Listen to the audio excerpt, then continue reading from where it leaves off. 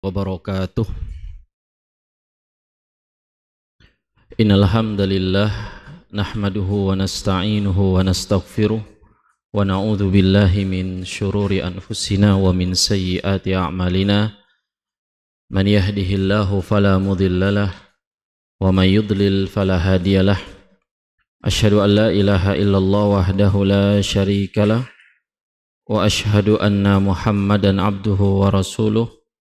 Ya ayyuhalladzina amanu taqullaha haqqa tuqatih wa la tamutunna illa wa antum muslimun. Ya ayyuhan nasu taqu rabbakumul ladzi khalaqakum min nafsin wahidah wa khalaqa minha zawjaha wa bassa minhuma rijalan katsiran wa nisaa'a wattaqullaha alladzi tasaaluna bihi wal arham innallaha kana 'alaikum raqibah. Ya ayyuhalladzina amanu taqullaha wa qulu qawlan sadida yuslih lakum a'malakum wa yaghfir lakum dhunubakum wa may yuti'illaha wa rasulahu faqad faza fawzan azima. Amma ba'd. Ma'asyiral muslimin, hadirin dan hadirat jamaah Masjid Awwaluddin yang semoga dirahmati oleh Allah Subhanahu wa taala.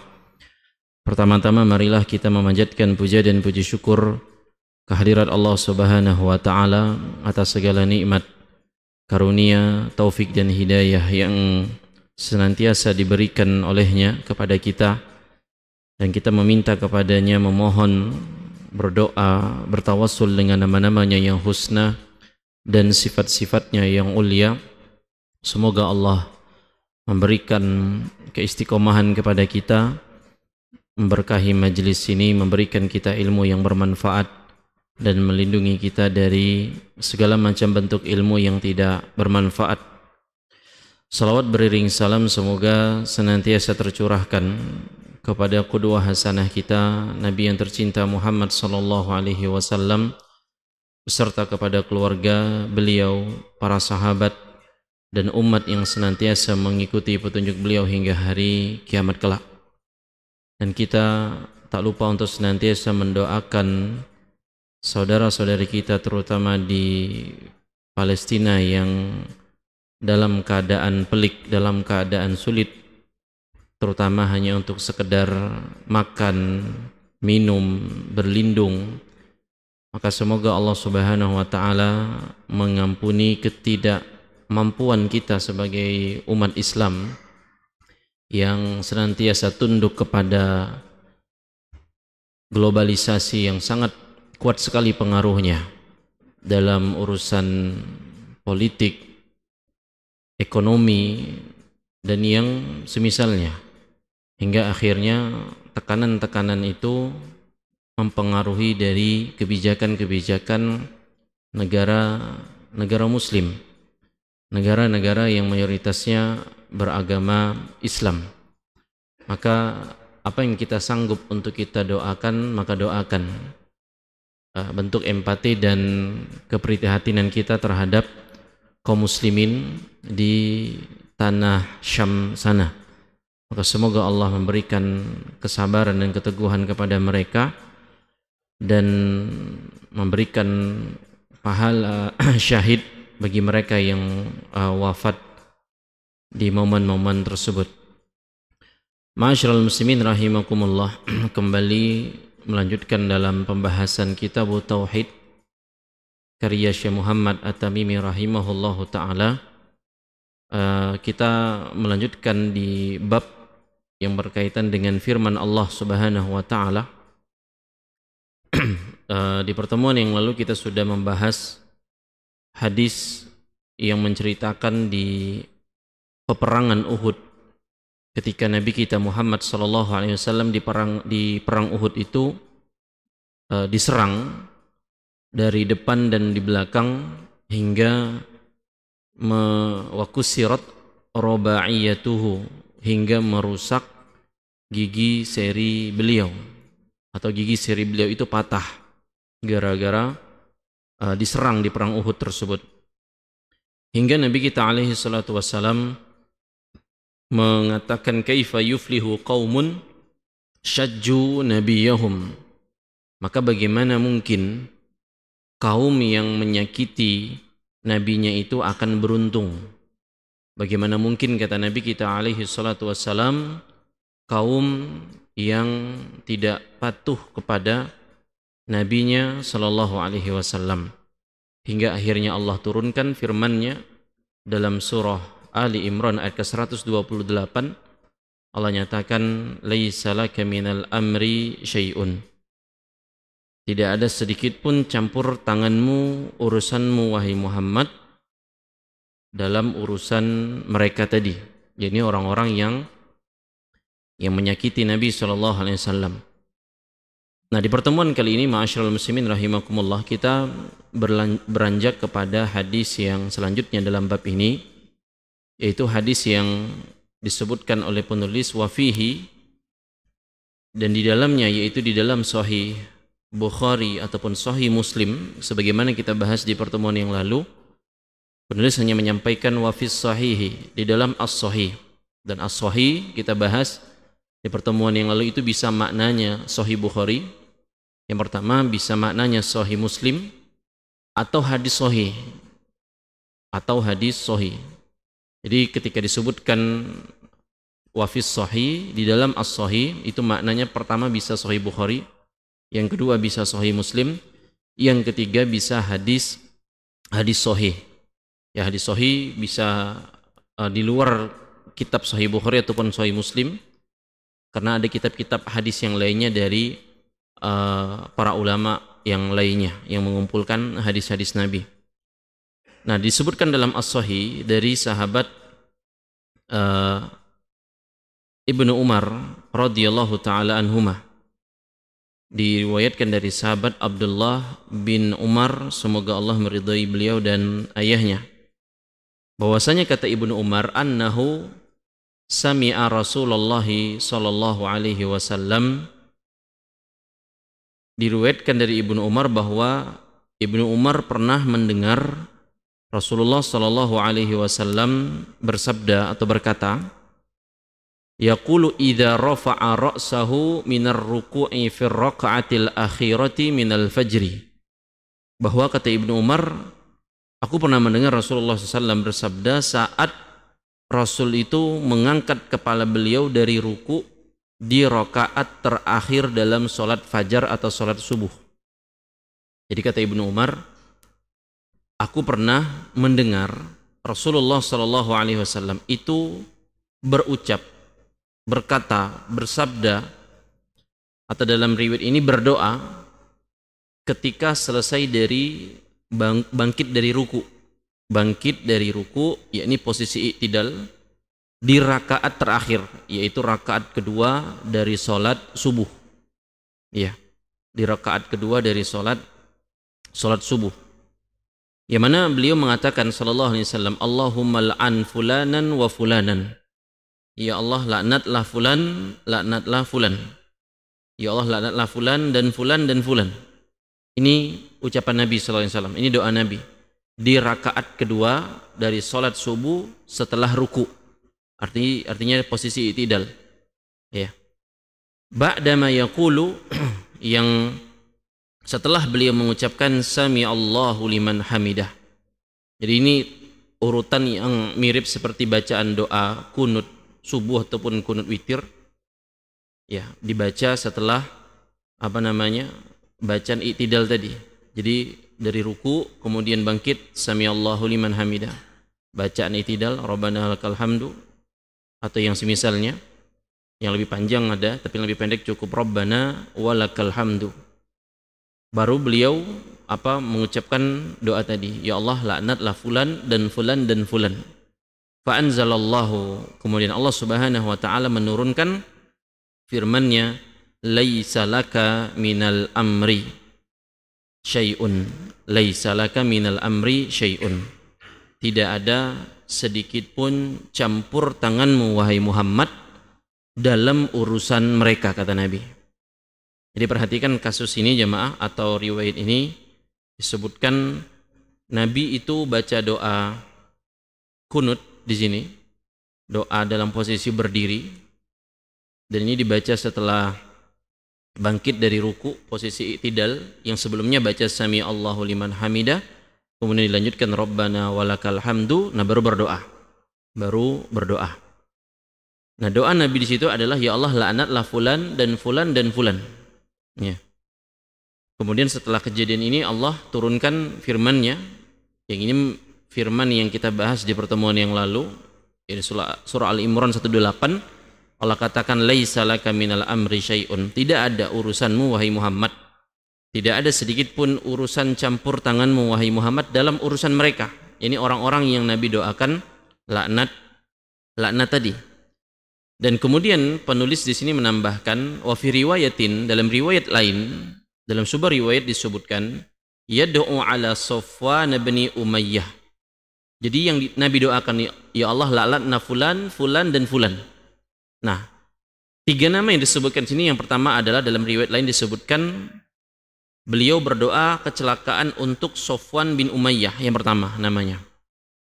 Beliau berdoa kepada untuk Safwan bin Umayyah, ini yang pertama. Yang didoakan laknat sama Nabi, Safwan bin Umayyah. Kemudian yang kedua Suhail bin Amr. Ini orang yang kedua. Yang pertama tadi Safwan bin Umayyah, yang kedua Suhail bin Amr, dan yang ketiga Al-Haris bin Hisham. Jadi kalau mudahnya, yang pertama Safwan, yang kedua Suhail, yang ketiga Haris. Nah, ini 3 orang yang didoakan Nabi laknat dalam hadis yang barusan kita bacakan tadi.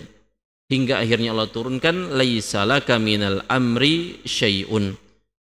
Ya, tidak ada sedikit pun urusanmu, campur tanganmu wahai Muhammad dalam pihak-pihak ini atau orang-orang yang kau doakan tersebut. Nah, ma'asyiral muslimin rahimakumullah, hadis ini menjadi materi kita atau pembahasan kita, dan kita bayangkan bagaimana dalam hadis ini Nabi kita sallallahu alaihi wasallam di waktu yang mulia, yakni waktu salat. Dan salat, di antara salat yang mulia adalah salat subuh, dan salat subuh adalah salat yang paling berat dalam hadis Nabi sebutkan bagi orang-orang munafik.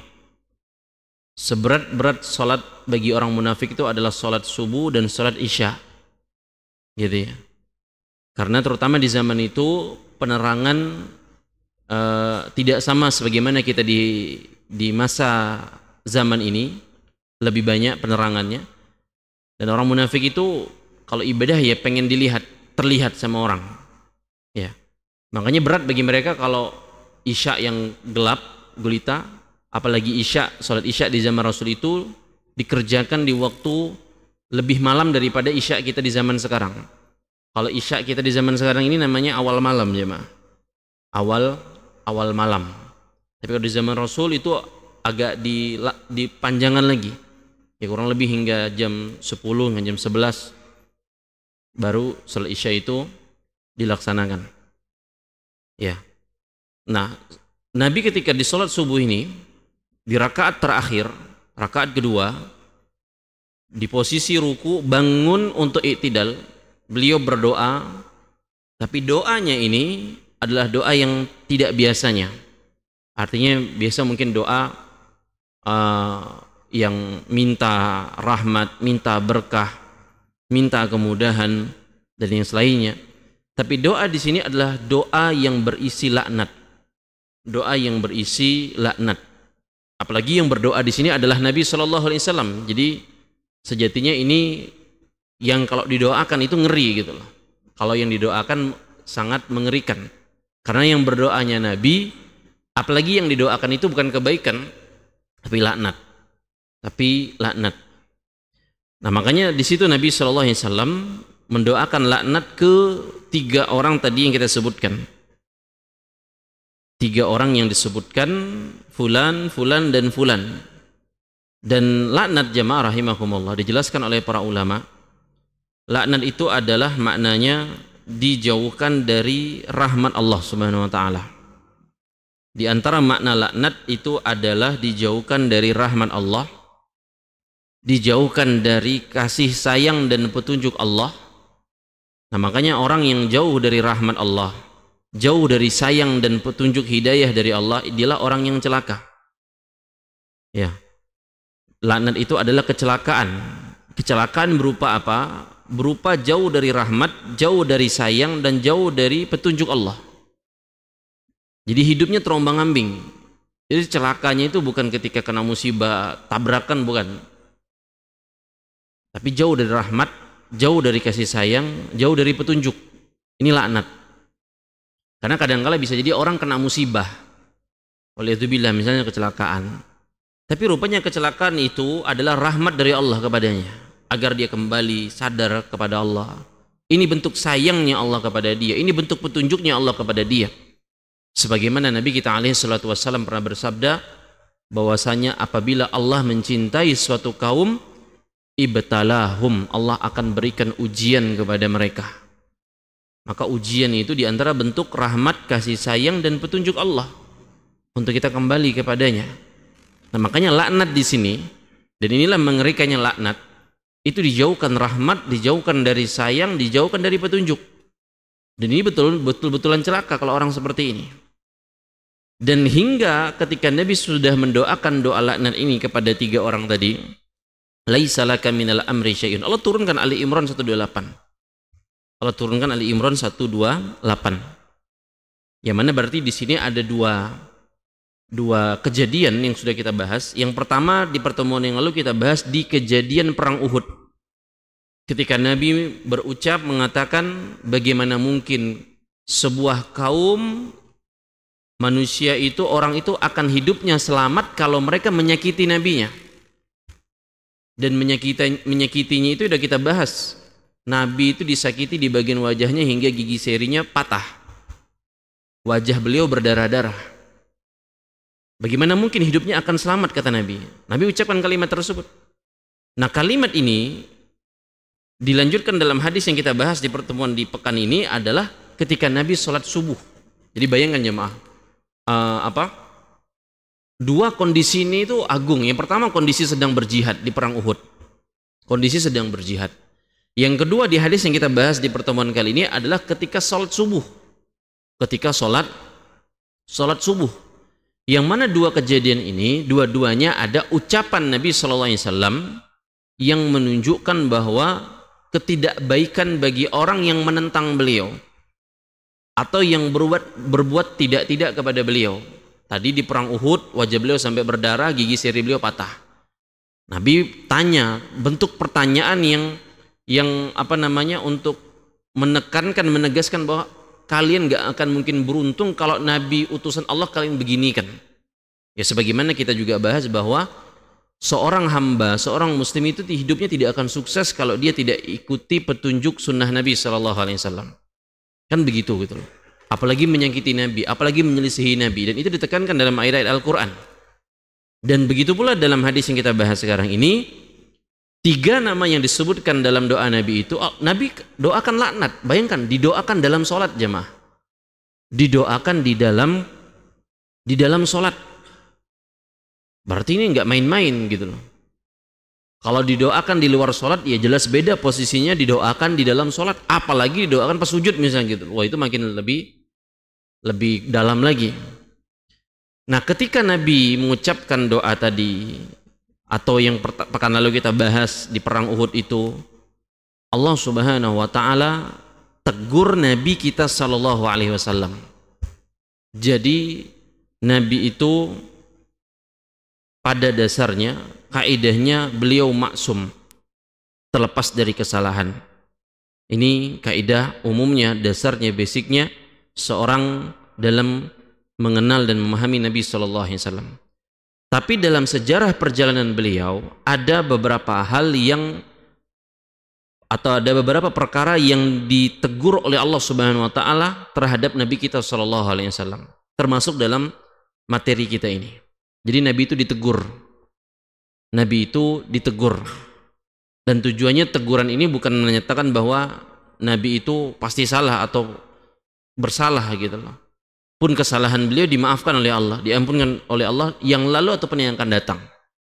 Di antara bukti bahwa Nabi itu ditegur juga oleh Allah, kisah sahabat yang tunanetra, yang nggak bisa ngelihat atau buta, Abdullah bin Umi Maktum radhiyallahu taala anhu ketika waktu itu ingin minta nasihat sama Nabi. Tapi Nabi pada waktu itu sedang sibuk berdakwah kepada tokoh-tokoh petinggi-petinggi Quraisy. Sebagaimana kadang kita kalau ada orang datang buta bukan siapa-siapa, rasanya malas kita untuk memperdulikan dia. Tapi kalau yang datang petinggi tokoh, ya kita kan lebih kita pedulikan gitu loh. Nah, Nabi pernah berbuat demikian, ditegur sama Allah. Allah turunkan surah Abasa di ayat pertama, kedua dan seterusnya. Allah katakan abasa wa tawalla, dia Muhammad telah bermuka masam dan berpaling. Gitu loh. Ditegur sama Allah. Gak boleh kayak gitu loh. Anja'ahul a'ma, ketika datang kepada beliau yakni Muhammad sallallahu alaihi wasallam orang yang a'ma, orang yang buta. Ya. Jadi ditegur sama Allah. Demikian pula di sini. Ketika Nabi berdoa, Allahumma la'an fulan wa fulan wa fulan. Ya Allah, laknatlah fulan, Sofwan, Suhail dan Al-Haris. Ditegur sama Allah. Ditegur sama Allah. Kenapa di sini ditegur? Karena jamaah rahimakumullah, sebagaimana kita tekankan tadi, beliau maksum. Terlepas dari kesalahan dalam menyampaikan wahyu, menyampaikan risalah dari Allah. Walaupun beliau itu nggak bisa baca, nggak bisa nulis, beliau terbebaskan, dijamin sama Allah, maksum gitu, terjaga dari salah menyampaikan wahyu. Tapi dalam urusan hidayah, dalam urusan petunjuk, tidak ada satupun urusan hidayah, urusan rahmat, ataupun nasibnya seorang manusia itu di tangannya manusia sendiri. Meskipun itu di tangannya seorang Nabi dan Rasul Sallallahu Alaihi Wasallam. Jadi teguran Allah itu di situ kepada Nabi. Karena perkara hidayah, perkara rahmat, perkara nasibnya seorang manusia hamba itu semuanya mutlak di tangannya Allah Subhanahu wa Ta'ala. Itu tujuan penegurannya di situ jamaah. Jadi ketika Nabi, kita bahas di hadis yang sebelumnya, ditegur sama Allah ketika beliau mengatakan bagaimana mungkin sebuah kaum akan selamat di hidupnya kalau mereka menyakiti nabinya seperti ini. Wajahnya ditonjok, dipukul sampai gigi serinya patah. Memang kalau kita nggak sopan kepada Nabi, tidak mengikuti petunjuk Nabi, hidup kita tidak akan beruntung. Tapi Nabi kita ditegur sama Allah. Allah turunkan Ali Imran 128. Ya, bahwasanya engkau nggak boleh kayak gitu wahai Muhammad. Nggak ada urusanmu di sini. Nggak ada campur tanganmu di sini tentang hidup orang ini beruntung atau enggak. Karena dalam riwayat yang lain Nabi ketika menyatakan fulan di surga itu atas wahyu dari Allah, bukan karena kehendak sendiri dari Nabi gitu. Nah, ketika di sini Nabi mendoakan laknat kepada 3 orang tadi yang disebutkan, Sofwan, Suhail dan Al-Haris, rupanya 3 orang ini jamaah sekalian rahimakumullah, 3 orang yang didoakan laknat sama Nabi SAW di dalam salat subuh beliau di rakaat kedua setelah ruku, setelah membaca doa i'tidal sami Allahu liman hamidah rabbana walakal hamdu, ya Allah laknatlah Sofwan, laknatlah Suhail, laknatlah Al-Haris. Rupanya 3 orang ini masuk ke dalam agama Islam. Subhanallah.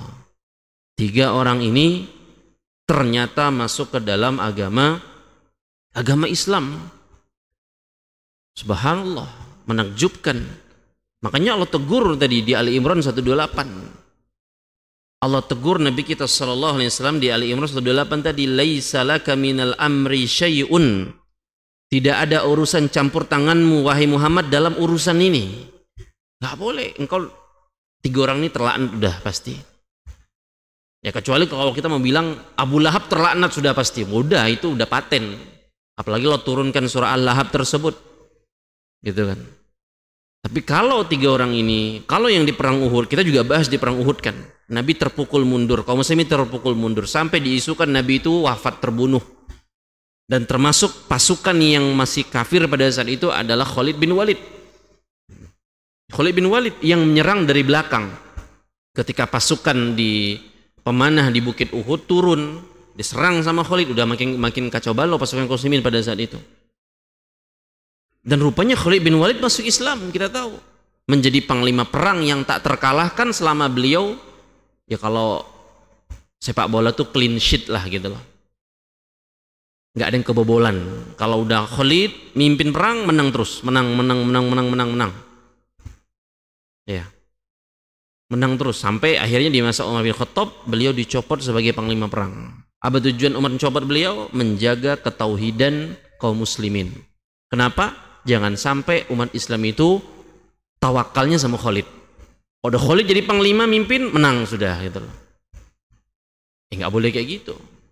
Itu akan mengurangi kesempurnaan ketauhidan kita sebagai hamba. Makanya Umar sangat perhatian terhadap hal itu, akhirnya beliau copot Khalid bin Walid. Dan Khalid pun karena keikhlasannya, karena ketulusannya di jalan Allah, beliau tidak ambil pusing. Yang penting tetap berjihad. Dan cita-cita beliau wafat di medan jihad, tapi rupanya Allah memiliki takdir yang lain kepada Khalid bin Walid, wafat di atas ranjangnya atau di kasurnya karena sakit. Ya. Tapi tetap beliau menjadi sahabat yang mulia, yang terhormat, ya, Khalid bin Walid radhiyallahu taala anhu. Nah, termasuk di sini Sofwan, Suhail dan Al-Haris, rupanya mereka masuk ke dalam agama Islam. Dan masuknya 3 sahabat ini ke dalam agama Islam bukan hanya sekedar masuk sebagaimana Abdullah bin Ubay bin Salul, tokoh munafik, masuk Islam tapi jadi orang munafik gitu loh. Masuk Islam tapi jadi musuh dalam selimut. Masuk Islam tapi jelek-jelekin Islam itu sendiri. Tapi 3 sahabat ini, Sofwan, Suhail, dan Al-Haris, keislamannya baik dan berkualitas. Islamnya baik, soleh, bertakwa, dan berkualitas. Dan termasuk kata para ulama, mereka adalah sahabat-sahabat yang senantiasa membela dan berjuang untuk agama Allah Subhanahu wa taala. Subhanallah. Ya, ini kejadian yang syarat akan pelajaran jemaah sekalian rahimakumullah. Menjadi pelajaran besar bagi kita bahwa hatinya manusia itu bukan milik kita. Bukan juga miliknya Nabi kita sallallahu alaihi wasallam. Hati manusia, siapapun manusia itu, bukan milik manusia yang lain. Tapi hati manusia itu berada di antara jari-jari Allah. Yang hari ini mungkin memusuhi Islam, bisa jadi besok dia menjadi wali di antara wali-wali Allah.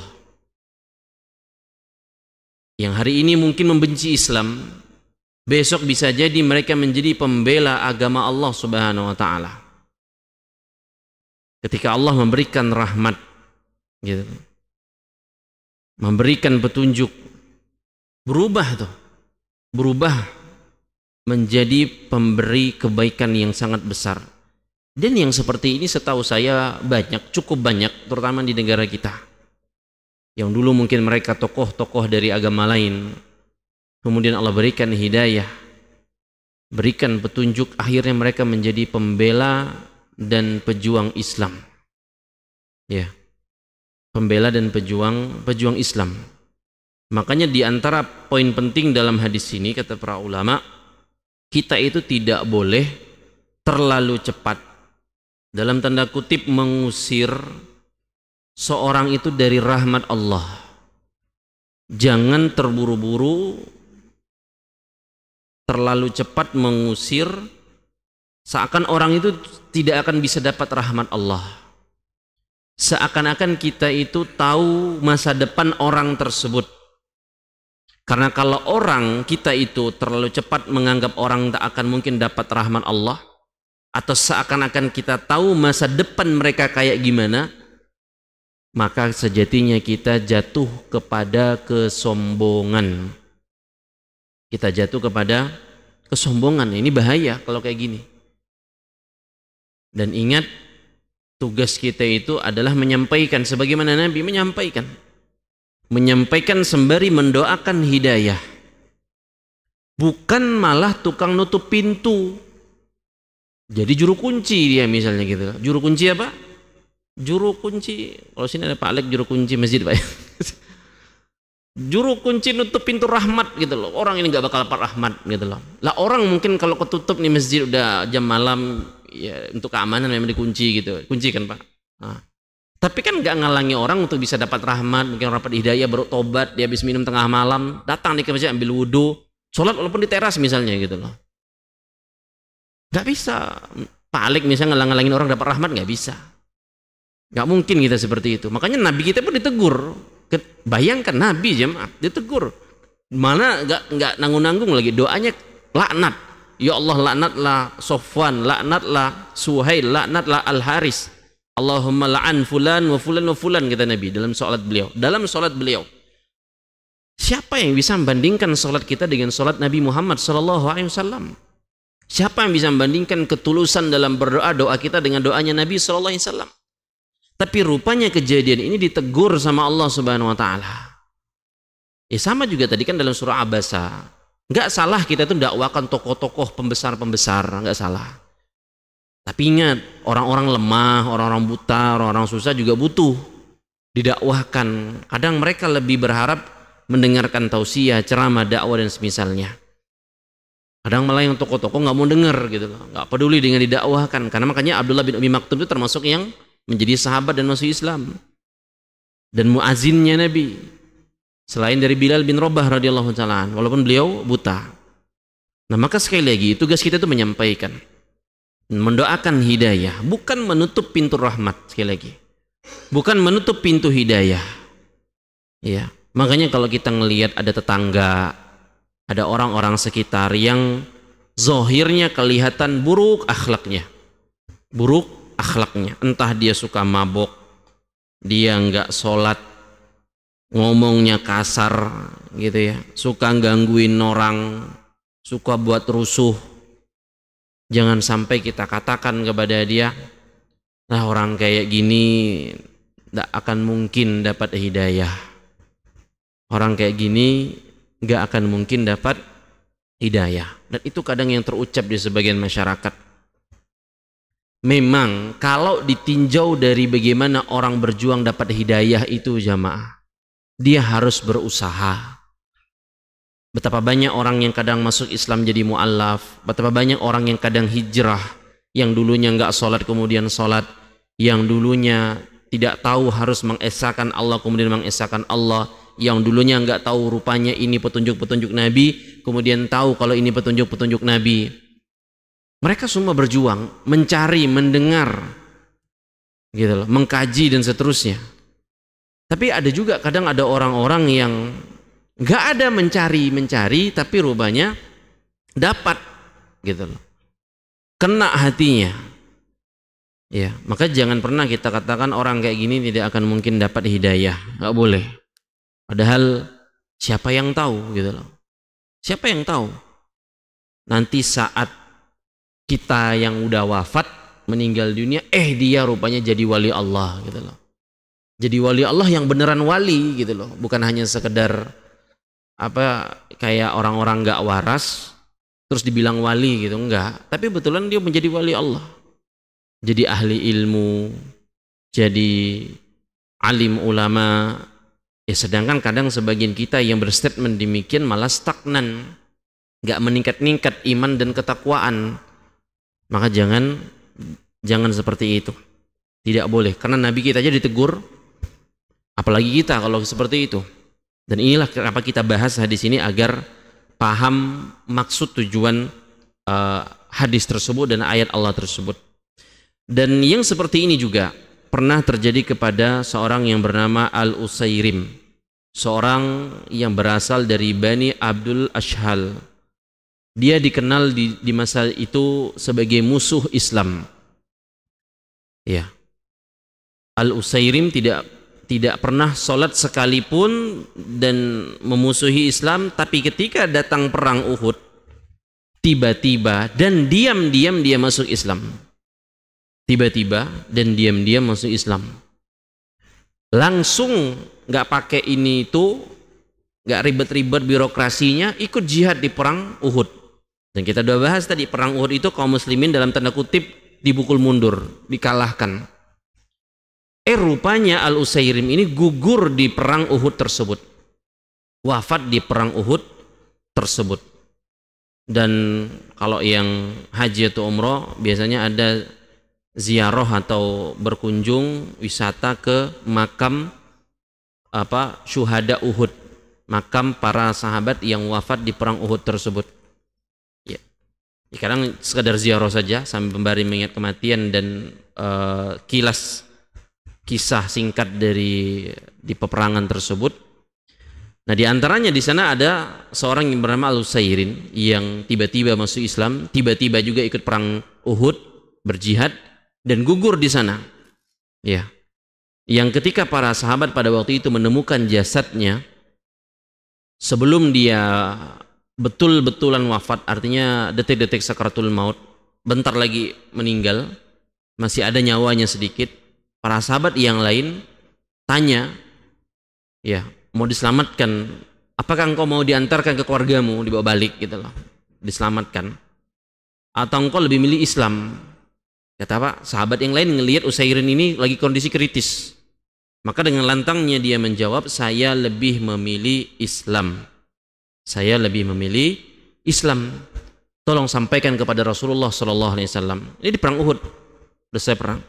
Sampaikan kepada Rasulullah, saya bersaksi bahwasanya tidak ada ilah sesembahan yang berhak disembah kecuali hanya Allah, dan Muhammad adalah utusan Allah. Mengucapkan 2 kalimat syahadat dia jemaah.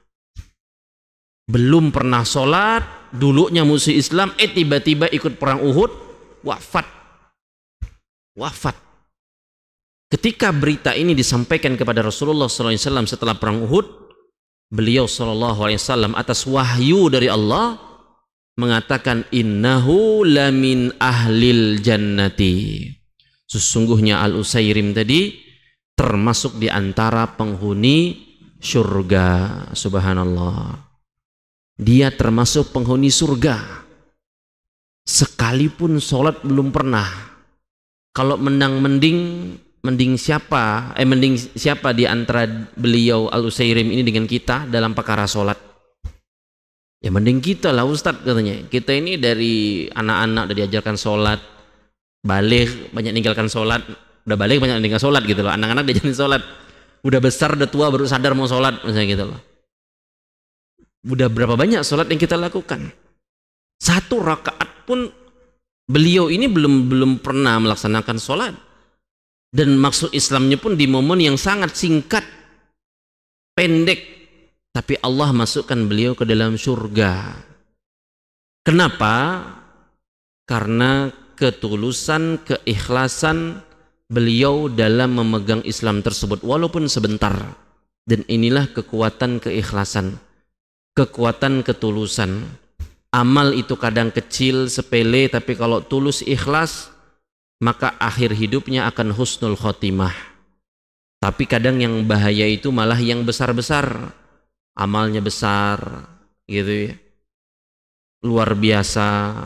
Dan itulah ditakutkan oleh para ulama kita. Para ulama itu kan besar jemaah, terkenal, populer, karyanya banyak, jamaahnya banyak. Itu ngeri mereka, takut nggak ikhlas, takut nggak tulus gitu loh. Dan kita pernah sampaikan bagaimana Imam Ahmad bin Hanbal rahimahullah di detik-detik kematiannya digoda oleh syaitan dengan godaan yang tipis sekali, kalau lengah dikit kalah Imam Ahmad.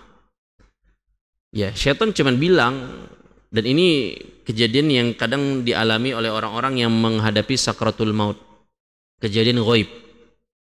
Dan kita pernah sampaikan, para Imam Ibnu Qayyim menyebutkan dalam kitabnya Ar-Ruh, bahwa orang yang menjelang detik-detik kematian itu akan mengalami fase yang namanya kashful ghaib. Disingkapkan kepadanya perkara-perkara gaib, termasuk melihat malaikat sepanjang mata, melihat malaikat maut, termasuk syaitan, iblis.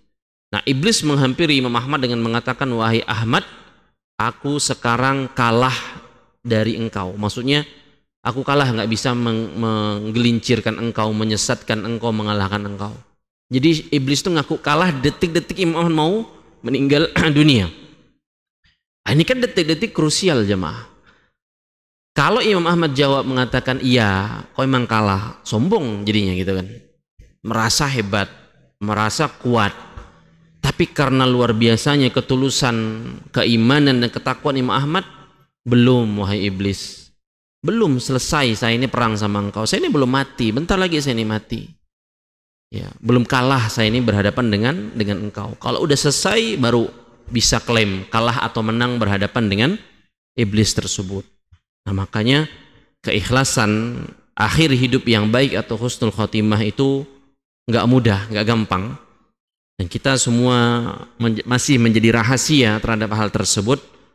Dan pelajaran penting dari hadis yang kita bahas ini, jangan tutup pintu kebaikan rahmat Allah terhadap pihak-pihak yang ya seburuk apapun. Ketika Allah takdirkan dia berubah gitu ya. Kita tidak boleh menilai seorang akan selamanya buruk, gitu ya. Kita juga tidak boleh menutup peluang taubat bagi siapapun, seburuk apapun dia. Karena hadis yang kita bahas ini berurusan perkara hidayah, perkara rahmat milik Allah, bukan milik kita, bukan milik kita. Ya, oh nggak mungkin berubah dia, nggak boleh seperti itu. Ya, ini bukan perkataan seorang hamba yang paham kepada Robnya, karena Allah lah yang paham. Dan kita dituntunkan semoga Allah berikan hidayah kepadanya seperti Allah berikan hidayah kepada kita. Jangan sampai kita termasuk dari orang-orang yang sombong dalam menilai orang lain, kecuali ya udah jelas. Kalau kita bilang semoga Allah kasih hidayah ke Abu Lahab, ya nggak bisa lah jemaah.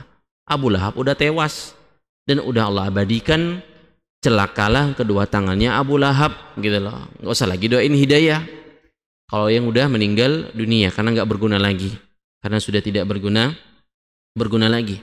Dan kita diperintahkan oleh Rasul kita sallallahu alaihi wasallam untuk memperbanyak doa ya muqallibal qulub sabbit qalbi ala dinik. Wahai zat yang maha membolak-balikan hati, tetapkan hatiku di atas agamamu. Ini doa di antara doa seorang hamba berharap husnul khotimah. Karena hati kita ini lemah, mudah berubah-ubah. Yang orang dulu konsisten berhijab, konsisten sholat berjamaah, besok bisa lalai, besok bisa lemah. Hari ini berdakwah, besok tergelincir. Maka daripada itu jangan pernah sombong. Ya, hati ini bisa berubah kapan saja. Ya, hati ini bisa berubah kapan saja. Mudah sekali dibolak-balik. Hati kita ini jamaah, jantung kita ini enggak lebih besar daripada bolanya sepak bola gitu. Bolanya sepak bola kalau kita bolak-balik itu masih susah. Apalagi Anda bukan kiper misalnya, Anda striker. Suruh bolak-balik bola tuh susah. Yang jago tuh kiper, biasanya dia megang bola teplak gitu. Gini nggak jatuh. Diputer-puter sama dia mudah dia. Memang mainan dia megang tuh. Kalau ada striker susah. Kaki Anda yang jago gitu loh. Iya. Hati kita itu lebih kecil, jantung kita itu lebih kecil daripada sebuah bola yang bundar. Dan ini nih hati nih, jantung nih lebih mudah kebolak-balik, lebih mudah berubah-ubah, gitu loh. Maka jangan pernah berputus asa dari rahmat Allah, hidayah Allah, dan jangan tutup pintu tersebut seakan-akan tidak pernah terbuka lagi, kecuali memang fasenya sudah enggak. Matahari terbit dari barat, sudah nyawa sisa di kerongkongan atau sakratul maut, sebagaimana Fir'aun mau tobat di masa itu. Kalau Firaun tuh mau tobat udah sakratul maut, nggak bisa kata Allah. Udah terombang ambing di Laut Merah mau tenggelam, aku beriman kepada Robnya Musa katanya. Oh, nggak bisa kata Allah.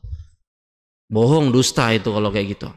Ya, tapi kalau belum di momen tersebut, semua masih punya kesempatan. Semua masih punya kemungkinan ke kanan atau kemungkinan ke kiri gitu loh.